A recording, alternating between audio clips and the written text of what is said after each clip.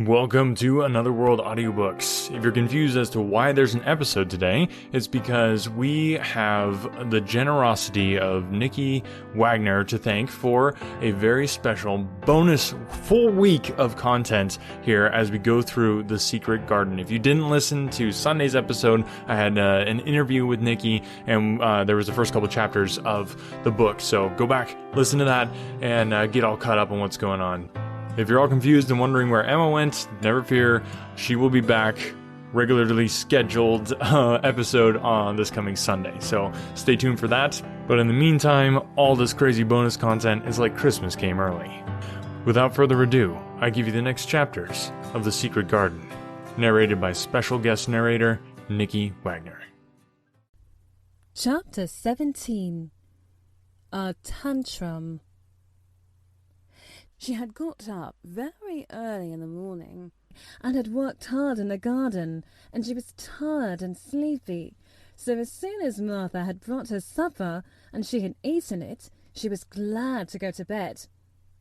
As she laid her head on the pillow, she murmured to herself, "I'll go out before breakfast and work with Dickon, and then afterward, I believe, I'll go to see him." She thought it was the middle of the night when she was awakened by such dreadful sounds that she jumped out of bed in an instant. What was it? What was it? The next minute she felt quite sure she knew. Doors were opened and shut, and there were hurrying feet in the corridors, and someone was crying and screaming at the same time, screaming and crying in a horrible way. "It's Colin," she said. "He's having one of those tantrums the nurse called hysterics. How awful it sounds." As she listened to the sobbing screams, she did not wonder that people were so frightened that they gave him his own way in everything rather than hear them. She put her hands over her ears and felt sick and shivering. "I don't know what to do. I don't know what to do," she kept saying. "I can't bear it." Once she wondered if he would stop if she dared go to him, and then she remembered how he had driven her out of the room, and thought that perhaps the sight of her might make him worse. Even when she pressed her hands more tightly over her ears, she could not keep the awful sounds out. She hated them so, and was so terrified by them, that suddenly they began to make her angry, and she felt as if she should like to fly into a tantrum herself, and frighten him as he was frightening her. She was not used to anyone's tempers but her own. She took her hands from her ears and sprang up and stamped her foot. "He ought to be stopped! Somebody ought to make him stop!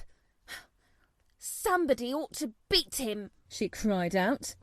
Just then she heard feet almost running down the corridor, and her door opened, and the nurse came in.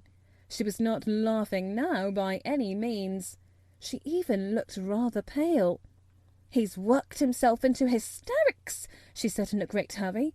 "He'll do himself harm. No one can do anything with him. You come and try, like a good child. He likes you." "He turned me out of the room this morning," said Mary, stamping her foot with excitement. The stamp rather pleased the nurse. The truth was that she had been afraid she might find Mary crying and hiding her head under her bedclothes. "That's right," she said. "You're in the right humour. You go and scold him. Give him something new to think of. Do go, child, as quick as ever you can." It was not until afterward that Mary realised that the thing had been funny as well as dreadful. That it was funny that all the grown-up people were so frightened that they came to a little girl just because they guessed she was almost as bad as Colin himself. She flew along the corridor, and the nearer she got to the screams, the higher her temper mounted. She felt quite wicked by the time she reached the door. She slapped it open with her hand and ran across the room to the four-poster bed. "You stop!" she almost shouted. "You stop! I hate you! Everybody hates you! I wish everybody would run out to the house and let you scream yourself to death! You will scream yourself to death in a minute, and I wish you would! A nice, sympathetic child can neither have thought nor said such things, but it just happened that the shock of hearing them was the best possible thing for this hysterical boy, whom no one had ever dared to restrain or contradict. He had been lying on his face, beating his pillow with his hands, and he actually almost jumped around. He turned so quickly at the sound of the furious little voice. His face looked dreadful, white and red and swollen, and he was gasping and choking. But savage little Mary did not care an atom. "If you scream another scream," she said, "I'll scream too. And I can scream louder than you can, and I'll frighten you. I'll frighten you!" He actually had stopped screaming because she had startled him so. The scream which had been coming almost choked him. The tears were streaming down his face, and he shook all over.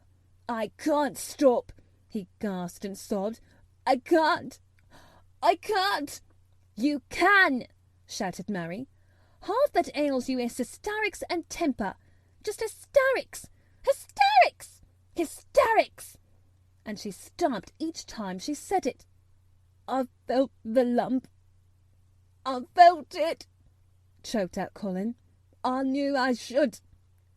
I shall have a hunch on my back, and then I shall die." And he began to writhe again, and turned on his face, and sobbed and wailed, but he didn't scream. "You didn't feel a lump," contradicted Mary fiercely.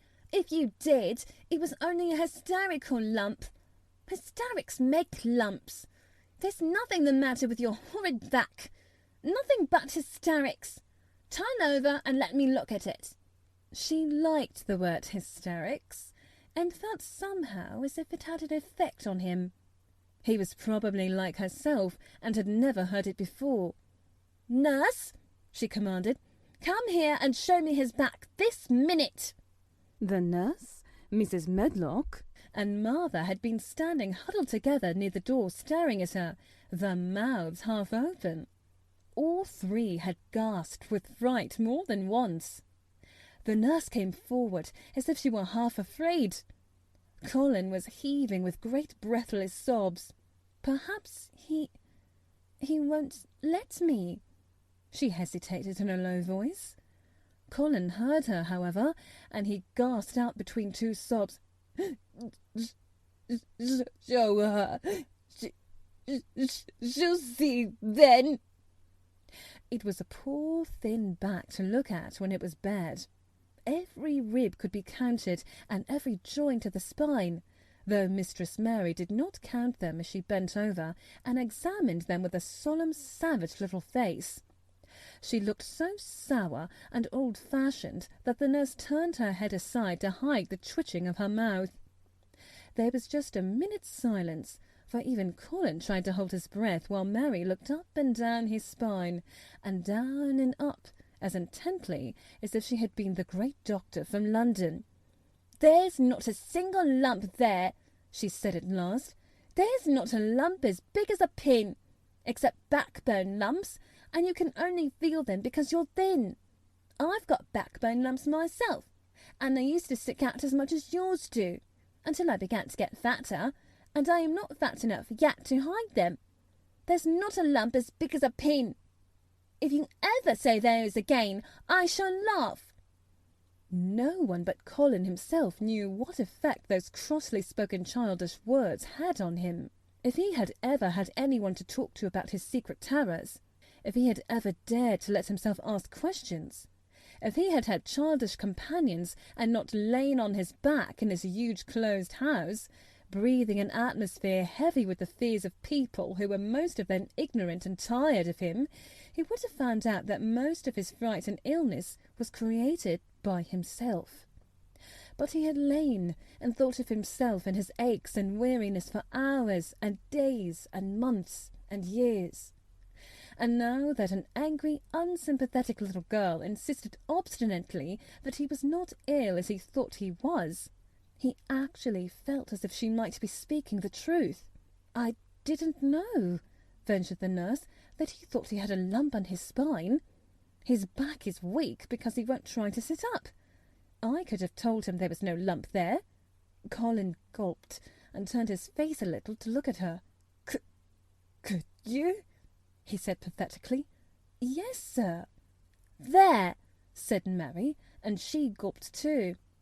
Colin turned on his face again, and but for his long-drawn broken breaths, which were the dying down of his storm of sobbing, he lay still for a minute, though great tears streamed down his face and wet the pillow.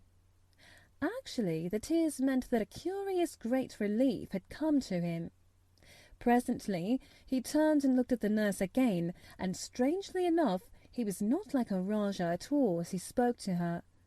"Do you think I could live to grow up?" he said. The nurse was neither clever nor soft-hearted, but she could repeat some of the London doctor's words. "You probably will if you would do what you are told to do, and not give way to your temper, and stay out a great deal in the fresh air." Colin's tantrum had passed, as he was weak and worn out with crying, and this perhaps made him feel gentle. He put out his hand a little toward Mary, and I am glad to say that, her own tantrum having passed, she was softened too, and met him halfway with her hand, so that it was a sort of making up. "I'll go out with you, Mary," he said. "I shan't hate fresh air if we can find—" He remembered just in time to stop himself from saying, "if we can find the secret garden," and he ended, "I should like to go out with you if Dickon will come and push my chair. I do so want to see Dickon and the fox and the crow." The nurse remade the tumbled bed and shook and straightened the pillows. Then she made Colin a cup of beef tea and gave a cup to Mary, who really was very glad to get it after her excitement. Mrs. Medlock and Martha gladly slipped away, and after everything was neat and calm and in order, the nurse looked as if she would very gladly slip away also. She was a healthy young woman who resented being robbed of her sleep, and she yawned quite openly as she looked at Mary, who had pushed her big footstool close to the four-poster bed and was holding Colin's hand. "You must go back and get your sleep out," she said. "He'll drop off after a while, if he's not too upset. Then I'll lie down myself in the next room." "Would you like me to sing you that song I learned from my ayah?" Mary whispered to Colin. His hand pulled hers gently, and he turned his tired eyes on her appealingly. "Oh, yes," he answered. "It's such a soft song. I shall go to sleep in a minute." "I will put him to sleep," Mary said to the yawning nurse. "You can go if you like." "Well," said the nurse, with an attempt at reluctance, "if he doesn't go to sleep in half an hour, you must call me." "Very well," answered Mary. The nurse was out of the room in a minute, and as soon as she was gone, Colin pulled Mary's hand again. "I almost told," he said, "but I stopped myself in time. I won't talk, and I'll go to sleep. But you said you had a whole lot of nice things to tell me. Do you think you have found out anything at all about the way into the secret garden?" Mary looked at his poor little tired face and swollen eyes, and her heart relented. "Yes," she answered, "I think I have, and if you will go to sleep, I will tell you tomorrow." His hand quite trembled. "Oh, Mary," he said, "oh, Mary, if I could get into it, I think I should live to grow up. Do you suppose that instead of singing the ayah song, you could just tell me softly as you did that first day what you imagine it looks like inside? I am sure it will make me go to sleep." "Yes," answered Mary.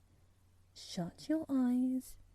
He closed his eyes and lay quite still, and she held his hand and began to speak very slowly and in a very low voice. "I think it has been left alone so long that it has grown all into a lovely tangle.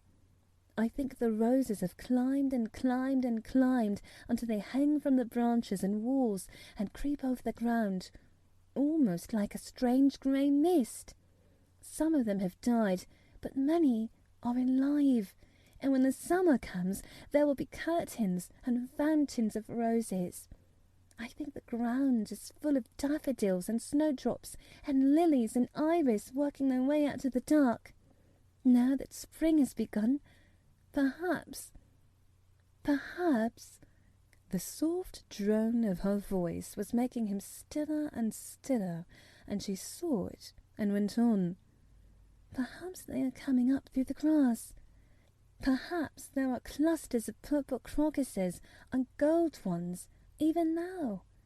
Perhaps the leaves are beginning to break out and uncurl, and perhaps the grey is changing, and a grey gauze veil is creeping over everything. And the birds are coming to look at it, because it is so safe and still. And perhaps, very softly and slowly indeed, the robin has found a mate and is building a nest. And Colin was asleep. Chapter 18. Thou munna waste no time. Of course, Mary did not waken early the next morning. She slept late because she was tired, and when Martha brought her breakfast and told her that though Colin was quite still, he was ill and feverish, as he always was after he had worn himself out in a fit of crying. Mary ate her breakfast slowly as she listened. He says he wishes thou would please go and see him as soon as thou can, Martha said. It's queer what a fancy he's took to thee. Thou did give it him last night for sure, didn't thou? Nobody else would have dared to do it. Poor lad, he's been spoiled till salt won't save him. Mother says as two worst things as can happen to a child is never to have his own way or always to have it. She doesn't know which is the worst. Thou was in a fine temper thyself too. But he says to me when I went into his room, please ask Miss Mary if she'll come and talk to me. Think I had saying please. Where you go, miss? I'll run and see Dickon first, said Mary. No, I'll go and see Colin first and tell him. I know what I'll tell him. With a sudden inspiration. She had her hat on when she appeared in Colin's room, and for a second he looked disappointed. He was in bed. His face was pitifully white, and there were dark circles round his eyes. I'm glad you came, he said. My head aches, and I ache all over because I'm so tired. Are you going somewhere? Mary went and leaned against his bed. I won't be long, she said.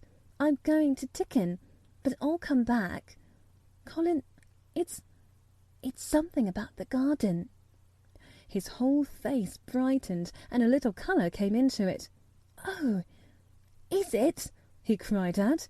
I dreamt about it all night. I heard you say something about grey changing into green, and I dreamed I was standing in a place all filled with trembling little green leaves, and there were birds on nests everywhere, and they looked so soft and still. I'll lie and think about it until you come back. In 5 minutes, Mary was with Dickon in their garden. The fox and the crow were with him again, and this time he had brought 2 tame squirrels. I came over on the pony this morning, he said. He is a good little chap. Jump is. I brought these 2 in my pockets. This here one's called Nuts, and these other one's called Shell. When he said Nuts, one squirrel leaped onto his right shoulder, and when he said Shell, the other one leaped onto his left shoulder.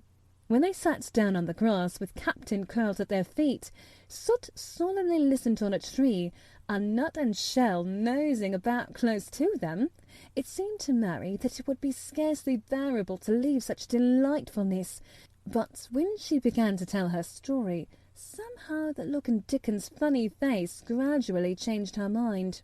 She could see he felt sorrier for Colin than she did. He looked up at the sky and all about him. "Just listen to them birds. The world seems full of them, all whistling and piping," he said. "Look at them darting about and harking at them calling to each other. Come springtime, seems like if all the world's calling. The leaves is uncurling as you can see 'em, and my word, the nice smells there is about," sniffing with his happy turned-up nose.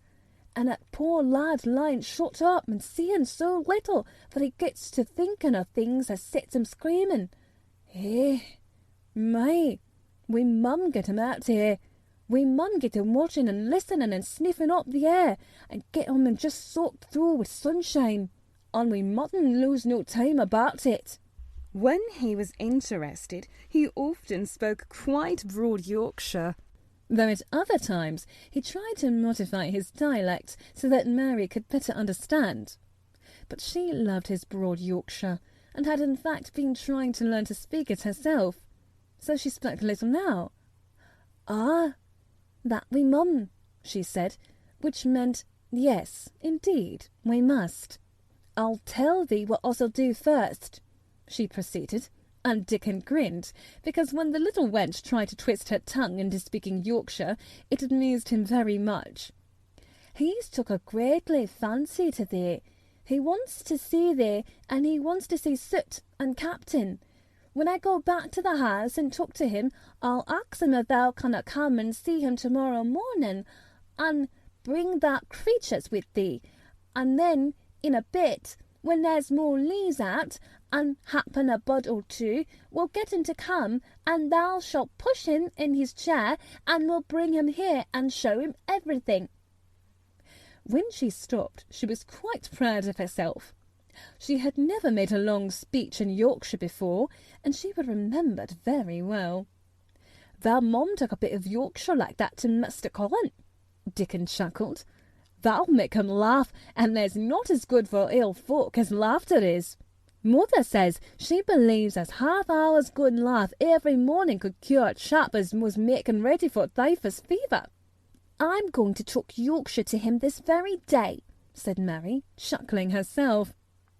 The garden had reached the time when every day and every night it seemed as if magicians were passing through it, drawing loveliness out of the earth and the boughs with wands. It was hard to go away and leave it all, particularly as Nut had actually crept onto her dress, and Shell had scrambled down the trunk of the apple tree they sat under, and stayed there looking at her with inquiring eyes.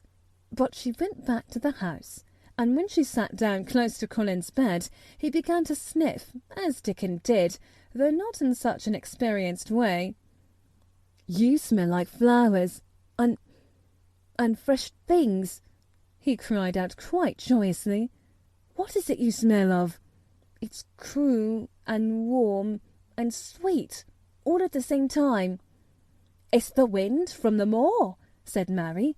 "It comes out sitting on the grass under a tree with Dickon and with Captain and with Soot and Knot and Shell. It's the springtime and out of doors and sunshine. It smells so greatly." She said it as broadly as she could, and you do not know how broadly Yorkshire sounds until you have heard someone speak it. Colin began to laugh. "What are you doing?" he said. "I never heard you talk like that before. How funny it sounds." "I'm giving thee a bit of Yorkshire," answered Mary triumphantly. "I cannot talk as greatly as Dickon and Martha, but thou sees I can shape a bit. Dost thou understand a bit of Yorkshire when thou hears it? And thou a Yorkshire lad thyself, bred and born. Eh, I wonder thou'rt not ashamed of our face." And then she began to laugh too, and they both laughed until they could not stop themselves, and they laughed until the room echoed, and Mrs. Medlock, opening the door to come in, drew back into the corridor, and stood listening amazed. "Well, upon thy word," she said, speaking rather broad Yorkshire herself, because there was no one to hear her, and she was so astonished. "Whoever heard the like? Whoever on earth would have thought it?" There was so much to talk about. It seems as if Colin can never hear enough of Dickon and Captain and Sit and Nut and Shell and the pony whose name was Jump. Mary had run round into the wood with Dickon to see Jump. He was a tiny little shaggy moor pony with thick locks hanging over his eyes and with a pretty face and a nuzzling velvet nose. He was rather thin, with living on moor grass, but he was as tough and wiry as if the muscle in his little legs had been made of steel springs. He had lifted his head and whinnied softly the moment he saw Dickon, and he had trotted up to him and put his head across his shoulder, and then Dickon had talked into his ear, And Jump had talked back. in odd little whinnies and puffs and snorts. Dickon had made him give Mary his small front hoof and kiss her on her cheek with his velvet muzzle. "Does he really understand everything Dickon says?" Colin asked. "It seems as if he does," answered Mary. "Dickon says anything will understand you if you're friends with it for sure, but you have no friends for sure." Colin lay quiet a little while, and his strange grey eyes seemed to be staring at the wall, but Mary saw what he was thinking. "I wish I was friends with things," he said at last, "but I'm not. I never had anything to be friends with, and I can't bear people." "Can't you bear me?" asked Mary. "Yes, I can," he answered. "It's funny, but I even like you." "Ben Weatherstaff said I was like him," said Mary. "He said he'd warrant we'd both got the same nasty tempers. I think you are like him too. We are all three alike, you and I and Ben Weatherstaff.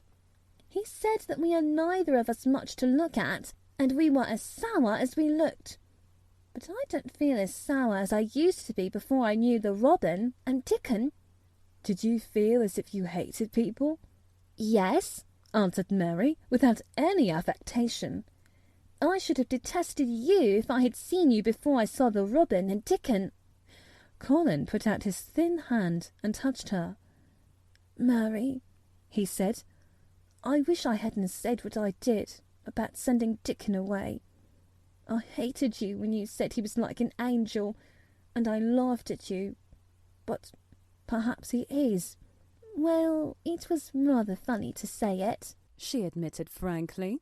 "because his nose does turn up, and he has a big mouth, and his clothes have patches all over them, and he talks broad Yorkshire. But if an angel did come to Yorkshire and live on the moor, if there was a Yorkshire angel, I believe he'd understand the green things and know how to make them grow, and he would know how to talk to the wild creatures as Dickon does, and they'd know he was friends for sure."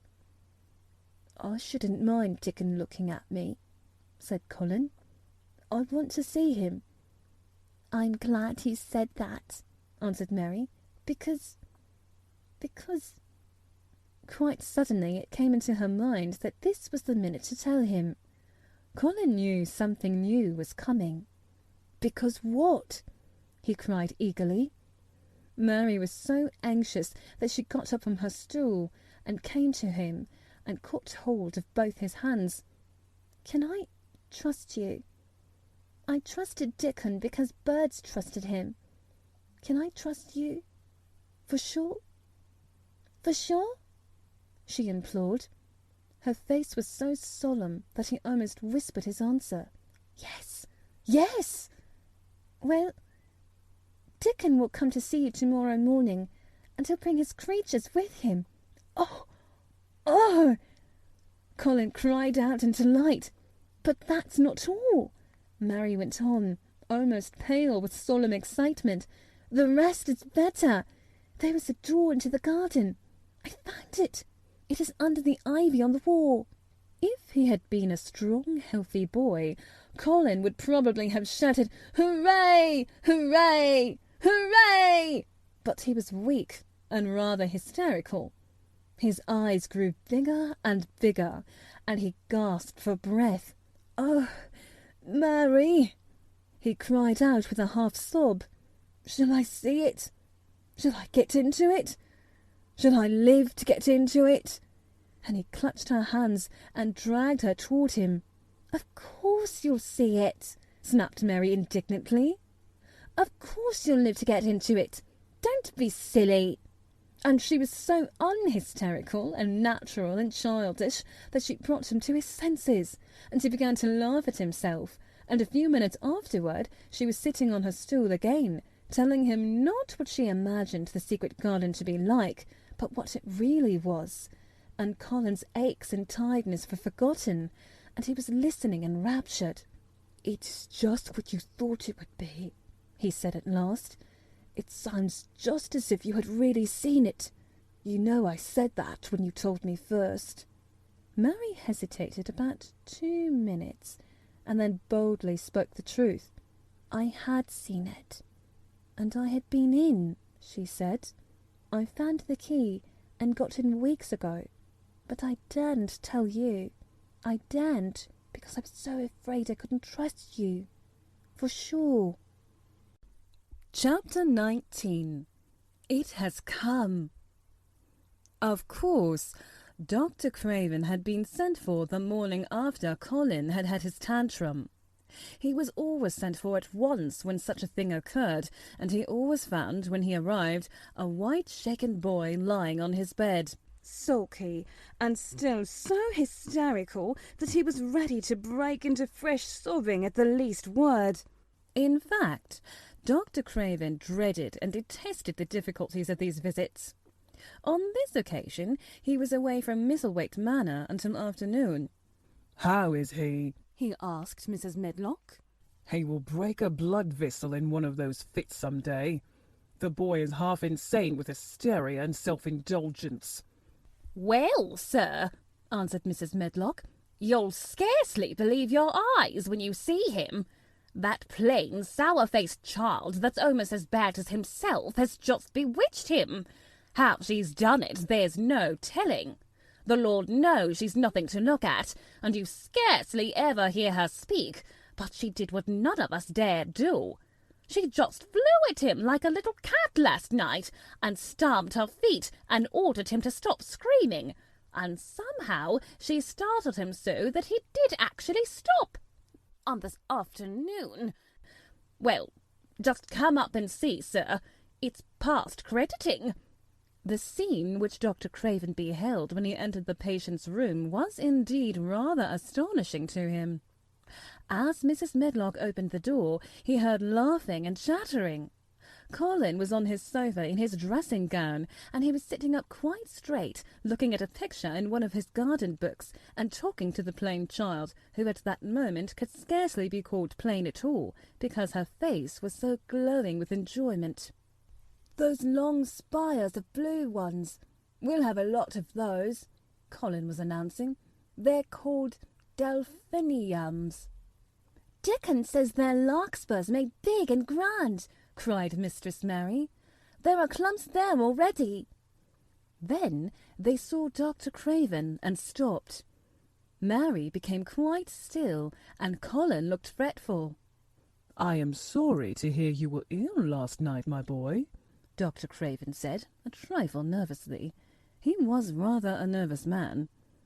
"I'm better now, much better," Colin answered, rather like a Rajah.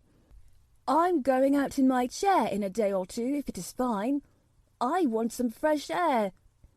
Dr. Craven sat down by him and felt his pulse and looked at him curiously. "It must be a very fine day," he said, "and you must be very careful not to tire yourself." "Fresh air won't tire me," said the young Rajah. As there had been occasions when this same young gentleman had shrieked aloud with rage and had insisted that fresh air would give him cold and kill him, it is not to be wondered at that his doctor felt somewhat startled. "I thought you did not like fresh air," he said. "I don't when I am by myself," replied the Rajah, "but my cousin is going out with me." "And the nurse, of course?" suggested Dr. Craven. "No, I will not have the nurse," so magnificently that Mary could not help remembering how the young native prince had looked with his diamonds and emeralds and pearls stuck all over him, and the great rubies on the small dark hand he had waved to command his servants to approach with salams and receive his orders. My cousin knows how to take care of me.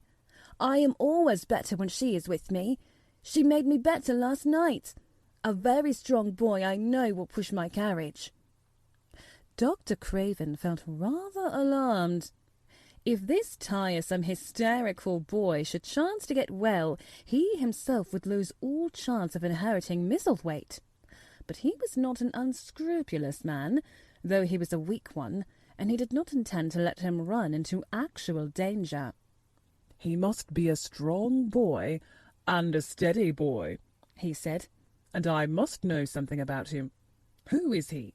What is his name?" "It's Dickon," Mary spoke up suddenly. She felt somehow that everybody who knew the Moor must know Dickon. And she was right, too. She saw that in a moment Dr. Craven's serious face relaxed into a relieved smile. "Oh, Dickon," he said. "If it is Dickon, you will be safe enough. He's as strong as a Moor pony is Dickon."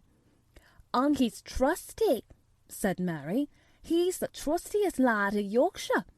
She had been talking Yorkshire to Colin, and she forgot herself. "Did Dickon teach you that?" asked Dr. Craven, laughing outright. "I'm learning it as if it was French," said Mary rather coldly. "It's like a native dialect in India. Very clever people try to learn them. I like it, and so does Colin." "Well, well," he said. "If it amuses you, perhaps it won't do you any harm. Did you take your bromide last night, Colin?"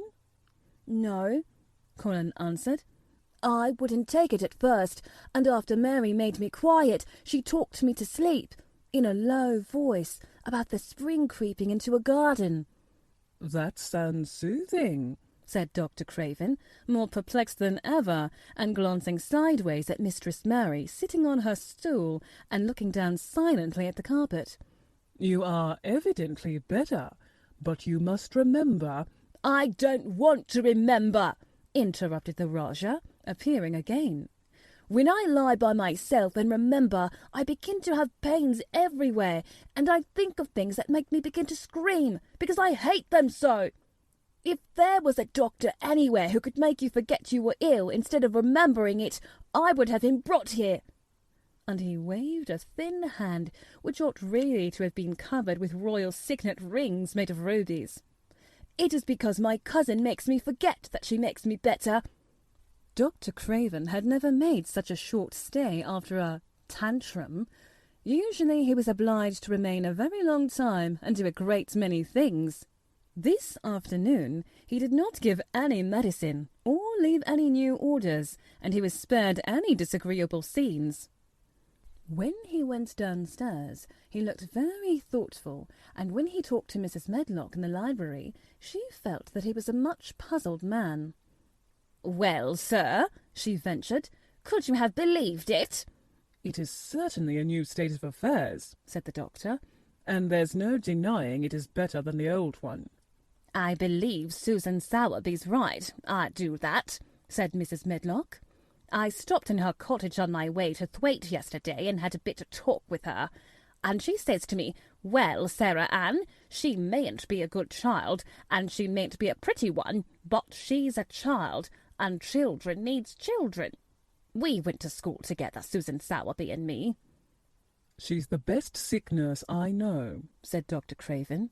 "When I find her in a cottage, I know the chances are that I shall save my patient." Mrs. Medlock smiled. She was fond of Susan Sowerby. "She's got a way with her, has Susan," she went on quite volubly. "I've been thinking all morning of one thing she said yesterday. She says, 'Once when I was giving the children a bit of preach after they had been fighting, I says to 'em all, when I was at school, my geography as the world was shaped like an orange, and I found out before I was 10 that the whole orange doesn't belong to nobody. No one owns more than his bit of a quarter, and there's times it seems like there's not enough quarters to go round. But don't you, none of you, think as you own the whole orange, or you'll find out you're mistaken, and you won't find it out without the hard knocks. What children learns from children,' she says, 'is that there's no sense in grappling, and the whole orange, peel and all, If you do, you'll likely not get even the pips, and them's too bitter to eat." "She's a shrewd woman," said Dr. Craven, putting on his coat. "Well, she's got a way of saying things," ended Mrs. Medlock, much pleased. "Sometimes I've said to her, Susan, if you was a different woman and didn't talk so much broad Yorkshire, I've seen the times when I should have said you was clever." That night, Colin slept without once awakening, and when he opened his eyes in the morning, he lay still and smiled without knowing it. Smiled because he felt so curiously comfortable. It was actually nice to be awake, and he turned over and stretched his limbs luxuriously. He felt as if tight strings which had held him had loosened themselves and let him go. He did not know that Dr. Craven would have said that his nerves had relaxed and rested themselves. Instead of lying and staring at the wall and wishing he had not awakened, his mind was full of the plans he and Mary had made yesterday, of the pictures of the garden, and of Dickon and his wild creatures. It was so nice to have things to think about. And he had not been awake more than 10 minutes when he heard feet running along the corridor, and Mary was at the door. The next minute she was in the room and had run across to his bed, bringing with her a waft of fresh air full of the scent of the morning. "You've been out! You've been out! There's that nice smell of leaves!" he cried. She had been running, and her hair was loose and blown, and she was bright with the air and pink-cheeked, though he could not see it. "It's so beautiful," she said, a little breathless with her speed. "You never saw anything so beautiful. It has come. I thought it had come that other morning, but it was only coming. It is here now. It has come. The spring. Dickon says so." "Has it?" cried Colin. And though he really knew nothing about it, he felt his heart beat. He actually sat up in bed. "Open the window," he added, laughing half with joyful excitement and half at his own fancy. "Perhaps we may hear golden trumpets." And though he laughed, Mary was at the window in a moment, and in a moment more it was opened wide, and freshness and softness and scents and bird song were pouring through. "That's fresh air," she said. "Lie on your back and draw in long breaths of it. That's what Dickon does when he's lying on the moor. He says he feels it in his veins, and it makes him strong, and he feels as if he can live for ever and ever. Breathe it, and breathe it." She was only repeating what Dickon had told her, but she caught Colin's fancy. "For ever and ever. Does it make him feel like that?" he said, and he did as she told him, drawing in long, deep breaths over and over again until he felt that something quite new and delightful was happening to him. Mary was at his bedside again. "Things are crowding up out of the earth," she ran in a hurry, "and there are flowers uncurling and buds on everything, and the green veil has covered nearly all of the grey, and the birds are in such a hurry about their nests for fear that they may be too late, that some of them are even fighting for places in the secret garden.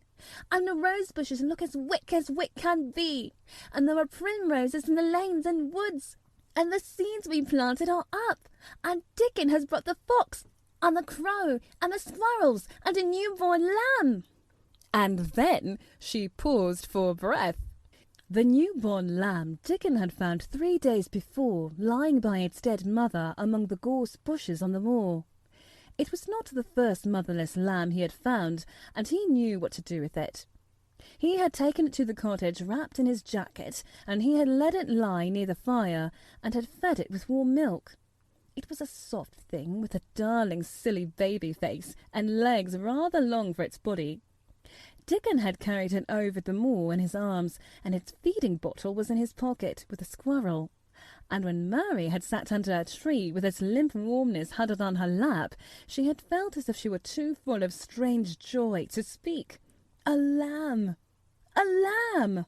A living lamb who lay on your lap like a baby. She was describing it with great joy, and Colin was listening and drawing in long breaths of air when the nurse entered. She started a little at the sight of the open window. She had sat stifling in the room many a warm day because her patient was sure that open windows gave people cold. "Are you sure you are not chilly, Master Colin?" she inquired. "No," was the answer. "I am breathing long breaths of fresh air. It makes you strong. I am going to get up to the sofa for breakfast. My cousin will have breakfast with me." The nurse went away, concealing a smile, to give the order for 2 breakfasts. She found the servants' hall a more amusing place than the invalid's chamber, and just now everybody wanted to hear the news from upstairs. There was a great deal of joking about the unpopular young recluse who, as the cook said, had found his master, and good for him. The servants' hall had been very tired of the tantrums, and the butler, who was a man with a family, had more than once expressed his opinion that the invalid would be all the better for a good hiding. When Colin was on his sofa and the breakfast for 2 was put upon the table, he made an announcement to the nurse in his most Rajah-like manner. "A boy, a fox, and a crow, and 2 squirrels, and a newborn lamb are coming to see me this morning. I want them brought upstairs as soon as they come," he said. "You are not to begin playing with the animals in this servants' hall and keep them there. I want them here." The nurse gave a slight gasp as she tried to conceal it with a cough. "Yes, sir," she answered. "I'll tell you what you can do," added Colin, waving his hand. "You can tell Martha to bring them here. The boy is Martha's brother. His name is Dickon, and he's an animal charmer." "I hope the animals won't bite, Master Colin," said the nurse. "I told you he was a charmer," said Colin astutely. "Charmers' animals never bite." "There are snake charmers in India," said Mary, "and they can put their snakes' heads in their mouths." "Goodness!" shuddered the nurse. They ate their breakfast with the morning air pouring in upon them. Colin's breakfast was a very good one, and Mary watched him with serious interest. "You will begin to get fatter, just as I did," she said. "I never wanted my breakfast when I was in India, and now I always want it." "I want mine this morning," said Colin. "Perhaps it was fresh air. When do you think Dickon will come?" He was not long in coming. In about 10 minutes, Mary held up her hand. "Listen," she said. "Did you hear a caw?" Colin listened and heard it, the oddest sound in the world to hear inside a house, a hoarse caw-caw. "Yes," he answered. "That's it," said Mary. "Listen again. Do you hear a bleat? A tiny one?"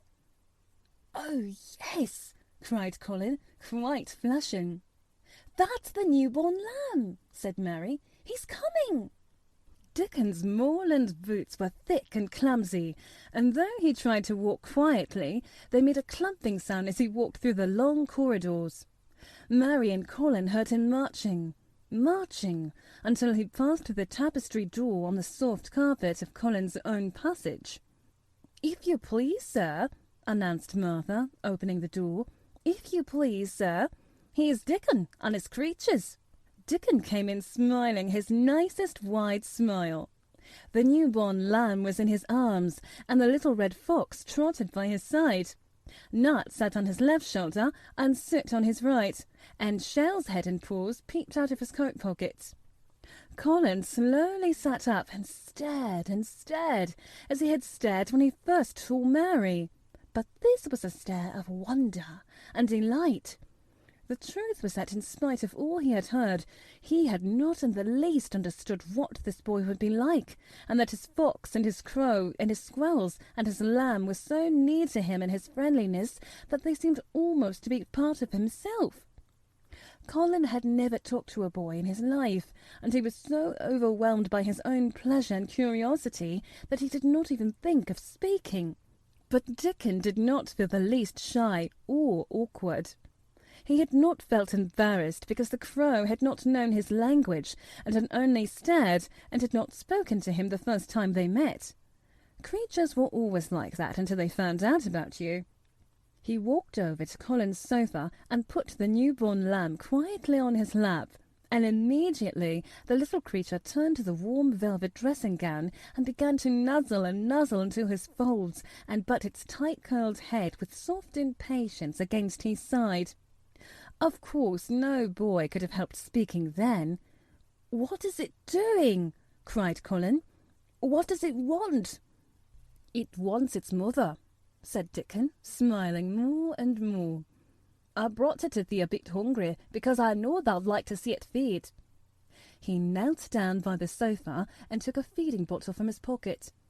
"Come on, little one," he said, turning the small woolly white head with a gentle brown hand. "This is what thou's after. Thou'll get more out of this than thou wilt of 6 velvet coats. There now." And he pushed the rubber tip of the bottle into the nuzzling mouth, and the lamb began to suck it with ravenous ecstasy. After that, there was no wondering what to say. By the time the lamb fell asleep, questions poured forth, and Dickon answered them all. He told them how he had found the lamb just as the sun was rising 3 mornings ago. He had been standing on the moor, listening to a skylark and watching him swing higher and higher into the sky until he was only a speck in the heights of blue. "I'd almost lost him but for his song, and I was wondering how a chap would hear it when it seemed as if he'd get out to the world in a minute. And just then I heard something else far off among the gorse bushes. It was a weak bleating, and I knew it was a new lamb and was hungry, and I knowed it wouldn't be hungry if it had lost its mother somehow, so I'd set off searching. Hey, I did have a look for it. I went in and among the gorse bushes and round, and I almost seemed to take the wrong turning. But at last I seed a bit of white by a rock and top of the moor, and I climbed up and found the little one half dead, with cold and clemming." While he talked, Soot flew solemnly in and out of the open window and called remarks about the scenery, while Nut and Shell made excursions into the big trees outside and ran up and down trunks and explored branches. Captain curled up near Dickon, who sat on the hearthrug from preference. They looked at the pictures in the gardening books, and Dickon knew all the flowers by their country names and knew exactly which ones were already growing in a secret garden. "I couldn't say thy name there," he said, pointing to one under which was written Archalasia, "but us calls that a columbine. And that there one is a snapdragon, and they both grow wild in hedges. But there's garden ones, and there's bigger and grander. There's some big clumps of columbine in the garden. They'll look like a bed of blue and white butterflies fluttering when they're out." "I'm going to see them," cried Colin. "I am going to see them." "Aye, that thou, mum," said Mary quite seriously, "and thou munna lose no time about it." Chapter 20. I shall live forever and ever and ever. But they were obliged to wait more than a week, because first there came some very windy days, and then Colin was threatened with a cold, which 2 things happening one after the other would no doubt have thrown him into a rage. But there was so much careful and mysterious planning to do, and almost every day Dickon came in, if only for a few minutes, to talk about what was happening on the moor, and in the lanes and hedges, and on the borders of streams. The things he had to tell about otters and badgers and water rats' houses, not to mention birds' nests and field mice and their burrows, were enough to make you almost tremble with excitement when you heard all the intimate details from an animal charmer and realised with what thrilling eagerness and anxiety the whole busy underworld was working. "They're same as us," said Dickon, "only they have to build their homes every year, and it keeps them so busy they fair scuffle to get 'em done." The most absorbing thing, however, was the preparations to be made before Colin could be transported with sufficient secrecy to the garden. No one must see the chair carriage, and Dickon and Mary, after they turned a certain corner of the shrubbery and entered upon the walk outside the ivied walls. As each day passed, Colin had become more and more fixed in his feeling that the mystery surrounding the garden was one of its greatest charms. Nothing must spoil that. No one must ever suspect that they had a secret. People must think that he was simply going out with Mary and Dickon because he liked them and did not object to their looking at him. They had long and quite delightful talks about their route. They would go up this path and down that one and cross the other and go round among the fountain flower beds as if they were looking at the bedding out plants the head gardener, Mr. Roach, had been having arranged. That would seem such a rational thing to do that no one would think it at all mysterious. They would turn to the shrubbery walks and lose themselves until they came to the long walls. It was almost as serious and elaborately thought out as the plans of march made by great generals in times of war. Rumours of the new and curious things which were occurring in the invalids' apartments had, of course, filtered through the servants' hall into the stable yard and out among the gardeners. But notwithstanding this, Mr. Roach was startled one day when he received orders from Master Colin's room to the effect that he must report himself in the apartment no outsider had ever seen, as the invalid himself desired to speak to him. "Well, well," he said to himself as he hurriedly changed his coat, "what's to do now? His Royal Highness that wasn't to be looked at calling up a man he's never set eyes on." Mr. Roach was not without curiosity. He had never caught a glimpse of the boy, and he had heard a dozen exaggerated stories about his uncanny looks and ways and his insane tempers. The thing he had heard oftenest was that he might die at any moment, and there had been numerous fanciful descriptions of a humped back and helpless limbs given by people who had never seen him. "Things are changing in this house, Mr. Roach," said Mrs. Medlock, as she led him up the back staircase to the corridor, onto which opened the hitherto mysterious chamber. "Let's hope they're changing for the better, Mrs. Medlock," he answered. "They couldn't well change for the worse," she continued, "and queer as it is, there's them as finds their duties made a lot easier to stand up under. Don't you be surprised, Mr. Roach, if you find yourself in the middle of a menagerie, and Martha Sowerby's Dickon more at home than you and me could ever be." There really was a sort of magic about Dickon, as Mary always privately believed. When Mr. Roach heard his name, he smiled quite leniently. "He'd be at home in Buckingham Palace or at the bottom of a coal mine," he said. "And yet it's not impudence either. He's just fine, is that lad." It was perhaps well he had been prepared, or he might have been startled. When the bedroom door was opened, a large crow, which seemed quite at home perched on the high back of a carven chair, announced the entrance of a visitor by saying "Caw, caw," quite loudly. In spite of Mrs. Medlock's warning, Mr. Roach only just escaped being sufficiently undignified to jump backward. The young Rajah was neither in bed nor on his sofa. He was sitting in an armchair, and a young lamb was standing by him, shaking its tail in feeding lamb fashion as Dickon knelt, giving it milk from its bottle.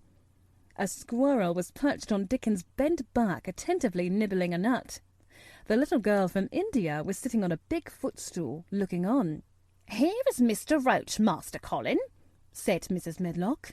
The young Rajah turned and looked his servitor over. At least that was what his head gardener felt happened. "Oh, you are Roach, are you?" he said. "I sent for you to give you some very important orders." "Very good, sir," answered Roach, wondering if he was to receive instructions to fell all the oaks in the park or to transform the orchards into water gardens. "I am going out in my chair this afternoon," said Colin. "If the fresh air agrees with me, I may go out every day. When I go, none of the gardeners are to be anywhere near the long walk by the garden walls. No one is to be there. I shall go out about 2 o'clock, and everyone must keep away until I send word that they may go back to their work." "Very good, sir," replied Mr. Roach, much relieved to hear that the oaks might remain and that the orchards were safe. "Mary," said Colin, turning to her, What is that thing you say in India when you have finished talking and want people to go? You say, 'You have my permission to go,'" answered Mary. The Rajah waved his hand. "You have my permission to go, Roach," he said. "But remember, this is very important." "Caw, caw," remarked the Crow hoarsely, but not impolitely. "Very good, sir. Thank you, sir," said Mr. Roach, and Mrs. Medlock took him out of the room. Outside in the corridor, being a rather good-natured man, he smiled until he almost laughed. "My word," he said, "he's got a fine lordly way with him, hasn't he? You'd think he was a whole royal family rolled into one, prince consort and all." "Eh!" protested Mrs. Medlock. "We've had to let him trample all over every one of us ever since he had feet, and he thinks that's what folks was born for." "Perhaps he'll grow out of it, if he lives," suggested Mr. Roach. "Well, there's one thing pretty sure," said Mrs. Medlock. "If he does live, and that Indian child stays here, I'll warrant she teaches him that the whole orange does not belong to him, as Susan Sowerby says. And he'll be likely to find out the size of his own quarter." Inside the room, Colin was leaning back on his cushions. "It's all safe now," he said. "And this afternoon I shall see it. This afternoon I shall be in it." Dickon went back to the garden with his creatures, and Mary stayed with Colin.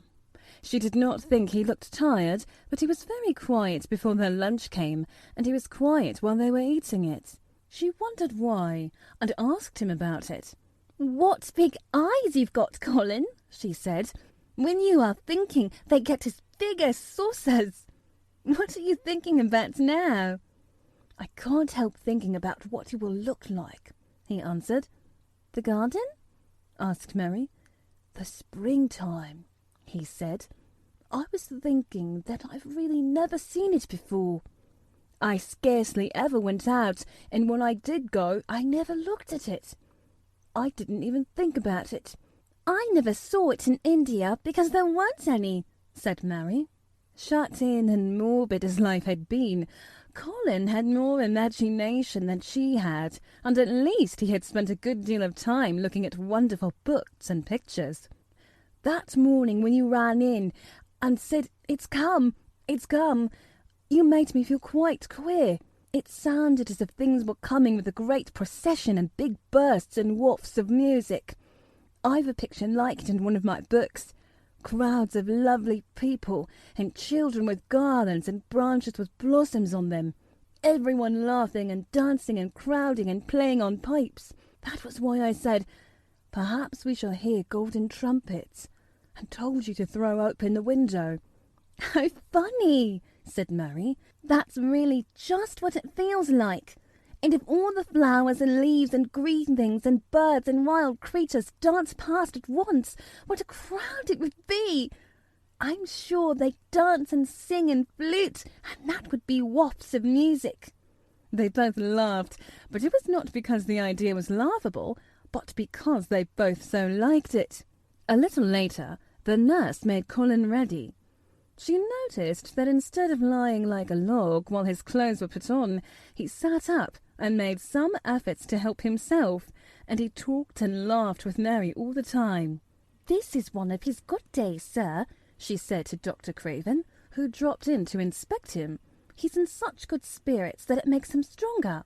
"I'll call in again later in the afternoon, after he has come in," said Dr. Craven. "I must see how the going out agrees with him. I wish," in a very low voice, "that he would let you go with him."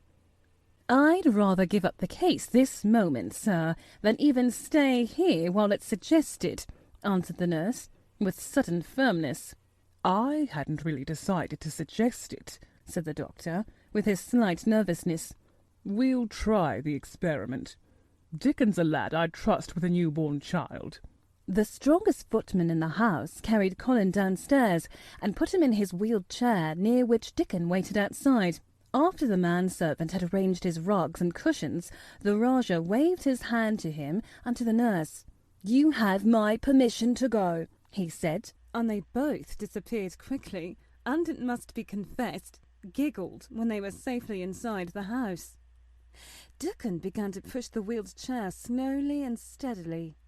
Mistress Mary walked beside it, and Colin leaned back and lifted his face to the sky. The arch of it looked very high, and the small snowy clouds seemed like white birds floated on outspread wings below its crystal blueness. The wind swept in soft big breaths down the moor, and was strange with a wild, clear-scented sweetness. Colin kept lifting his thin chest to draw it in, and his big eyes looked as if it were they which were listening, instead of his ears. "There are so many sounds of singing and humming and calling out," he said. "What is that scent that puffs of wind bring?" "It's gorse on the moor that's up in and out," answered Dickon. The bees are at it wonderful today." Not a human creature was to be caught sight of in the paths they took. In fact, every gardener or gardener's lad had been witched away. But they wound in and out around the shrubbery and out and round the fountain beds, following their carefully planned route for the mere mysterious pleasure of it. But when at last they turned into the long walk by the ivied walls, the excited sense of an approaching thrill made them, for some curious reason they could not have explained, begin to speak in whispers. "This is it," breathed Mary. "This is where I used to walk up and down and wonder and wonder." "Is it?" cried Colin, and his eyes began to search the ivy with eager curiousness. "But I can see nothing," he whispered. "There is no door." "That's what I thought," said Mary. Then there was a lovely breathless silence, and the chair wheeled on. "That is the garden where Ben Weatherstaff works," said Mary. "Is it?" said Colin. A few yards away, and Mary whispered again. "This is where the robin flew over the wall," she said. "Is it?" cried Colin. "Oh, I wish he'd come again." "And that," said Mary, with a solemn delight, pointing under a big lilac bush, "is where he perched on the little heap of earth and showed me the key." Then Colin sat up. "Where? Where?" "There?" he cried, and his eyes were as big as the wolves in Red Riding Hood, when Red Riding Hood felt called upon to remark on them. Dickon stood still, and the wheelchair stopped. "And this," said Mary, stepping onto the bed close to the ivy, "is where I went to talk to him when he chirped at me from the top of the wall. And this is the ivy the wind blew back." And she took hold of the hanging green curtain. "Oh, is it? Is it?" gasped Colin. "And here is the handle, and here is the door. Dickon, push him in quickly." And Dickon did it with one strong, steady, splendid push. But Colin had actually dropped back against his cushions, even though he gasped with delight, and he had covered his eyes with his hands and held them there, shutting out everything, until they were inside, and the chair stopped as if by magic, and the door was closed. Not until then did he take them away, and look round and round and round, as Dickon and Mary had done. And over walls and earth and trees and swinging sprays and tendrils the fair green veil of tender leaves had crept, and in the grass under the trees, and the grey urns in the alcoves, and here and there, everywhere, were touches of splashes and gold and purple and white, and the trees were showing pink and snow above his head, and there were fluttering of wings and faint sweet pipes and humming and scents and scents. And the sun fell warm upon his face like a hand with a lovely touch. And in wonder, Mary and Dickon stood and stared at him. He looked so strange and different because a pink glow of colour had actually crept all over him. Ivory face and neck and hands and all. "I shall get well! I shall get well!" he cried out. "Mary! Dickon! I shall get well! And I shall live for ever and ever and ever!" Thank you guys so much for tuning in today. I really appreciate everyone who listens and everyone who shares the podcast. Tons of bonus content here. Be sure to check out Nicee's links. They're going to be in the show notes down below. Check out the other work that she is doing and send some love her way. Thank you so much to Nicee again for just her generosity. I mean, she put so much time and effort into this, and it's coming out great. So I hope you guys are enjoying it, enjoying all the bonus content. Like I said, we'll be back on Sunday with our normally scheduled episode of Emma. So stay tuned for that. And in the meantime, enjoy all this awesomeness. Thanks for listening, guys. Remember to share the show with somebody that you know who might enjoy a free audiobook.